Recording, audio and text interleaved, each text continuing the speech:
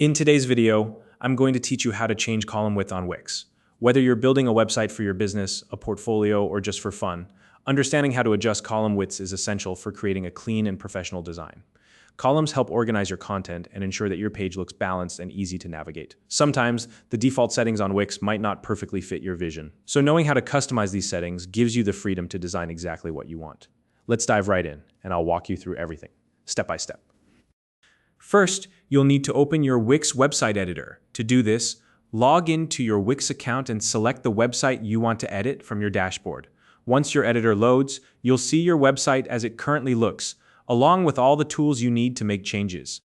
Next, navigate to the column you want to adjust. This might be part of your homepage, a gallery layout, or even a pricing section. Just locate the specific section you'd like to change. Once you've found it, hover your cursor over the column section. You'll notice that some options appear, indicating that this section is now editable. Now, look for the layout icon.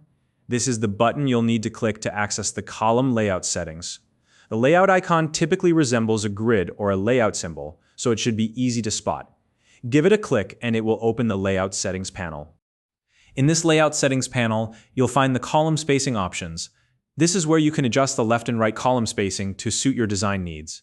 You'll see sliders that you can drag to increase or decrease the spacing, or if you prefer precise adjustments, you can input specific pixel values. Take your time experimenting with these settings to see how the changes affect the overall look of your page.